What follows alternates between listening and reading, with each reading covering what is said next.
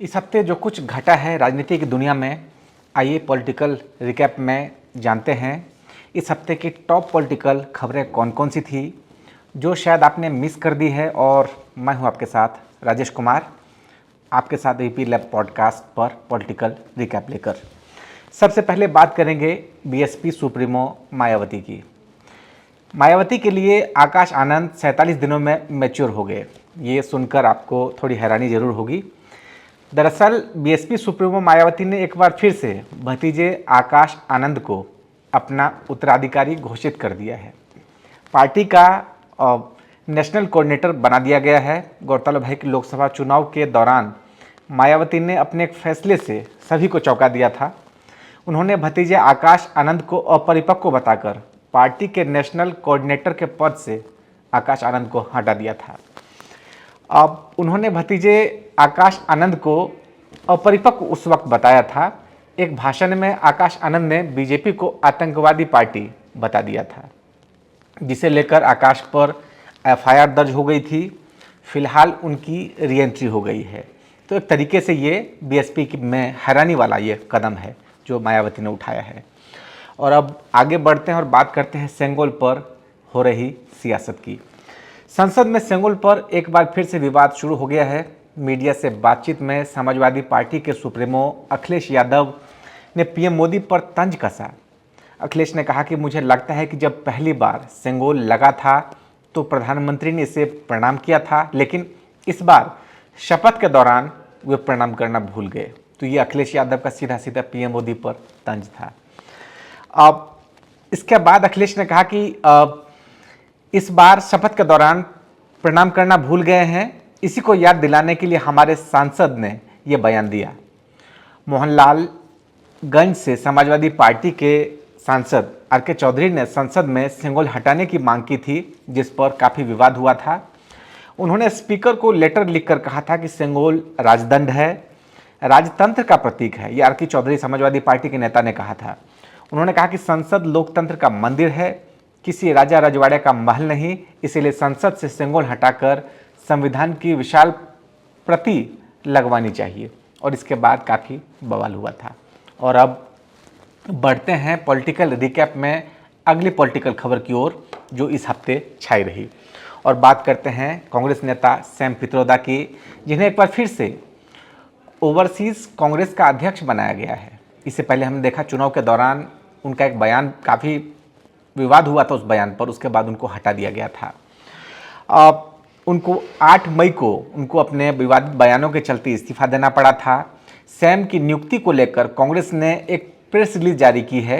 इसमें वरिष्ठ नेता के.सी. वेणुगोपाल ने घोषणा की कि कांग्रेस अध्यक्ष सैम पित्रोदा को तत्काल प्रभाव से भारतीय ओवरसीज कांग्रेस का अध्यक्ष फिर से नियुक्त किया गया है। इसके बाद महासचिव कांग्रेस के जयराम रमेश ने कहा कि पित्रोदा अब ऐसा कोई बयान नहीं देंगे जिससे भविष्य में विवाद पैदा होने की गुंजाइश हो। तो ये दिलचस्प बात है। गौरतलब है कि लोकसभा चुनाव के बीच 8 मई को पित्रोदा का एक वीडियो सामने आया था। इसमें सैम पित्रोदा कह रहे थे कि भारत में ईस्ट के लोग चाइनीज, साउथ वाले अफ्रीकन दिखते हैं। और उनके इस बयान से कांग्रेस ने किनारा कर लिया था, काफ़ी बवाल हुआ था। और विवाद बढ़ने के कुछ देर बाद ही पित्रोदा ने इंडियन ओवरसीज कांग्रेस के अध्यक्ष पद से इस्तीफा दे दिया था। तो ये पूरा विवाद है और फिर एक बार फिर से उनका ओवरसीज अध्यक्ष बनना कांग्रेस में। अब अगली पॉलिटिकल अपडेट की ओर बढ़ते हैं और बात करते हैं स्पीकर पद पर हुए चुनाव की, जो भारत में पहली बार हुआ है। हुआ ये कि कांग्रेस ने डिप्टी स्पीकर पद की मांग की। इस पर बीजेपी ने जवाब नहीं दिया, जिससे नाराज विपक्ष ने एनडीए के स्पीकर कैंडिडेट ओम बिरला के खिलाफ कांग्रेस के सुरेश को मैदान में उतार दिया। हालांकि टीएमसी सांसद अभिषेक बनर्जी ने के सुरेश को प्रत्याशी बनाने के फैसले को एक तरफा बताया। टीएमसी ने एक तरीके से मंजूरी नहीं दी इसकी। हालांकि राहुल गांधी का फोन आया, उसके बाद ममता ने जरूर सहमति भरी थी। अब इस पर देखें तो टीएमसी सांसद ने एक तरफा बताया। स्पीकर पद के लिए चुनाव के बाद ओम बिरला लगातार दूसरी बार लोकसभा के स्पीकर चुने गए। बुधवार 26 जून को सदन की कार्यवाही शुरू होते ही प्रोटेम स्पीकर भर्तृहरि मेहताब ने स्पीकर के चुनाव की घोषणा की। प्रधानमंत्री नरेंद्र मोदी ने ओम बिरला के नाम का प्रस्ताव रखा। रक्षा मंत्री राजनाथ सिंह समेत एनडीए के तमाम नेताओं ने ओम बिरला के नाम का समर्थन किया। सदन में ध्वनिमत से बिरला के नाम का प्रस्ताव स्वीकार कर लिया गया। इसके बाद पीएम मोदी और विपक्षी नेता राहुल गांधी उन्हें चेयर तक छोड़ने आए। बिरला ने पहले भाषण में आपातकाल को काला धब्बा बताया। 2 मिनट का उन्होंने मौन रखा।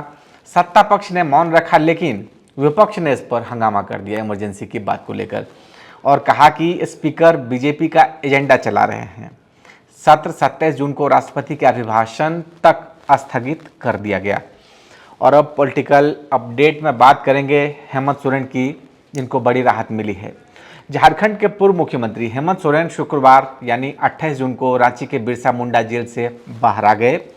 जेल से बाहर समर्थकों ने उनका स्वागत किया। उनकी पत्नी कल्पना सोरेन भी उन्हें लेने के लिए जेल पहुंची हुई थी। हेमंत को शुक्रवार सुबह ही जमीन घोटाले से जुड़े मनी लॉन्ड्रिंग मामले में हाई कोर्ट से जमानत मिली। कोर्ट ने कहा कि मनी लॉन्ड्रिंग केस में शामिल होने के ठोस सबूत हेमंत सोरेन के खिलाफ नहीं है। तो ये कोर्ट की तरफ से बड़ा स्टेटमेंट दिया गया। हेमंत सोरेन ने कहा कि मुझे झूठे आरोपों में 5 महीने जेल के अंदर रखा गया। सुनियोजित तरीके से लोगों की आवाज़ दबाई जा रही है। दिल्ली में मुख्यमंत्री जेल में बंद है, मंत्रियों को जेल में डाल दिया जा रहा है। न्याय की प्रक्रिया इतनी लंबी हो रही है कि न्याय मिलने में कई महीने लग जा रहे हैं। हेमंत सोरेन ने आगे कहा कि मेरे मामले में कोर्ट का आदेश आज सभी को मिलेगा, उसे देखना चाहिए। कोर्ट के आदेश का आपको आकलन करना चाहिए, देखना चाहिए कि इसमें क्या कहा गया है। उन्होंने कहा कि आज मेरी जेल यात्रा खत्म हुई। हेमंत सोरेन को जमानत देते हुए हाईकोर्ट ने कहा कि वे prevention of money laundering act यानी पीएमएलए के तहत जमानत की दोनों शर्तों को पूरा करते हैं। कोर्ट के फैसले के बाद हेमंत सोरेन के सरकारी आवास में मिठाई बांटी गई। हेमंत को इस मामले में 31 जनवरी की रात ईडी ने गिरफ्तार किया था। पीएमएलए एक्ट के सेक्शन 45 के तहत जमानत की 2 शर्तें हैं। एक शर्त यह है कि यह विश्वास करने का कोई कारण नहीं हो कि आरोपी ने कथित अपराध किया, और दूसरा, जमानत पर रहने के दौरान आरोपी उस तरह का कोई अपराध नहीं करेगा। तो ये 2 शर्त पर हेमंत सोरेन को जमानत दी गई है। कोर्ट ने यह भी कहा कि हेमंत सोरेन दोनों शर्तों को पूरा करते हैं, इसलिए अदालत उन्हें रेगुलर जमानत दे रही है। जहां हेमंत सोरेन जेल से बाहर आए, लेकिन केजरीवाल को जमानत नहीं मिल पाई। अब क्या हुआ अगली पॉलिटिकल अपडेट में, आइए आपको बताते हैं। केजरीवाल को लेकर शराब नीति केस में भ्रष्टाचार के आरोप में सीबीआई ने दिल्ली के मुख्यमंत्री अरविंद केजरीवाल को गिरफ्तार किया है। सीबीआई ने केजरीवाल को ट्रायल कोर्ट में पेश कर 5 दिन की कस्टडी मांगी। दिल्ली के मुख्यमंत्री अरविंद केजरीवाल को कोर्ट ने 3 दिन की सीबीआई कस्टडी में भेज दिया। कोर्ट ने उन्हें इजाज़त दी कि वो रोजाना अपनी पत्नी से और 30 मिनट अपने वकील से मिल सकेंगे। इसके साथ ही उन्हें अपनी दवाएं रख सकेंगे, उनके लिए घर का खाना खा सकेंगे। खबरें यह भी आई कि सुनवाई के दौरान सीबीआई ने कहा कि इस मामले में अरविंद केजरीवाल ने अपना पल्ला झाड़ लिया और सारा दोष सिसोदिया पर डाल दिया। ये सीबीआई की दलील है, सीबीआई का कहना है।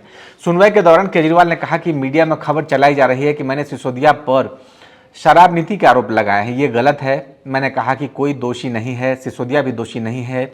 इस पर सीबीआई के वकील ने कहा कि मीडिया में जो चल रहा है वह सब सही है, सब फैक्ट्स पर आधारित है। अब बात करेंगे राहुल गांधी के अगले पॉलिटिकल अपडेट में। कांग्रेस नेता राहुल गांधी लोकसभा में विपक्ष के नेता चुने गए। पार्टी ने 25 जून को कांग्रेस अध्यक्ष मल्लिकार्जुन खड़गे के आवास पर इंडिया गठबंधन के नेताओं की बैठक के बाद इसका ऐलान किया।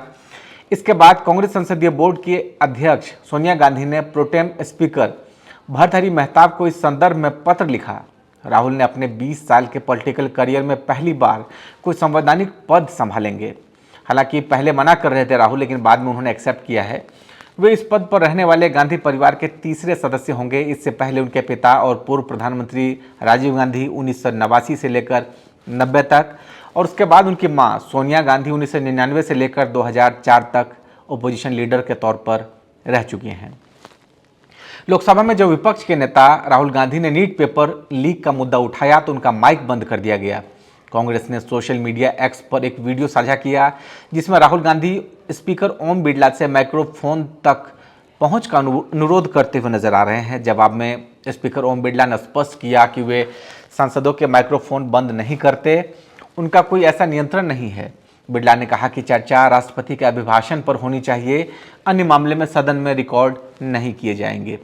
तो ये अब अगली पॉलिटिकल अपडेट में बात करेंगे दिल्ली जल मंत्री के अनशन की। दिल्ली जल संकट को लेकर मंत्री आतिशी मरलेना का अनशन 5वें दिन खत्म हो गया। उनकी तबीयत भी बिगड़ गई थी।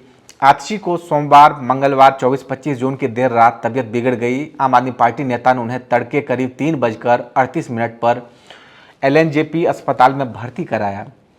संजय सिंह ने प्रेस कॉन्फ्रेंस कर बताया कि आतिशी का अनशन अब खत्म हो गया है। उनका ब्लड शुगर लेवल 36 पहुंच गया। यह मंगलवार देर रात 43 रिकॉर्ड किया गया। LNJP अस्पताल के मेडिकल डायरेक्टर सुरेश कुमार ने बताया कि आतिशी ICU में हैं। वे फिलहाल ठीक हैं। मंगलवार को उन्हें भर्ती होने की सलाह दी गई थी, लेकिन उन्होंने हमारी बात नहीं मानी। आतिशी जल संकट को लेकर 21 जून से जंगपुरा के भोगल में अनशन पर बैठी थी। उनकी हरियाणा में 100 MGD पानी भेजे जाने की मांग है। हरियाणा से संधि के तहत 613 MGD पानी भेजना होता है। आतिशी ने दावा किया था कि हरियाणा सरकार केवल 513 MGD पानी ही भेज रहा है। इसके कारण दिल्ली के 28 लाख लोगों को पानी नहीं मिल पा रहा। और आखिर में PM मोदी की बात आपको बता दें कि इस पॉलिटिकल रिकैप के आखिरी पॉलिटिकल अपडेट में 18वीं लोकसभा का 24 जून सोमवार को पहला दिन रहा। पहले दिन सांसदों को शपथ दिलाई गई। PM मोदी ने सबसे पहले संसद की शपथ ली। विपक्ष संविधान की कॉपी लेकर संसद पहुंचा। 26 जून को इमरजेंसी की 39वीं बरसी थी। PM मोदी ने एक के बाद एक सोशल मीडिया X पर 4 पोस्ट किए। उन्होंने कहा कि जिस मानसिकता की वजह से इमरजेंसी लगाई गई वह आज भी इस पार्टी में जिंदा है। इसके जवाब में कांग्रेस नेता P चिदम्बरम ने कहा कि देश को दूसरी इमरजेंसी से बचाने के लिए जनता से इस बार वोट किया है जनता ने। चिदम्बरम ने कहा कि हमारे संविधान ने ही जनता को आने वाली एक इमरजेंसी रोकने की याद दिलाई है।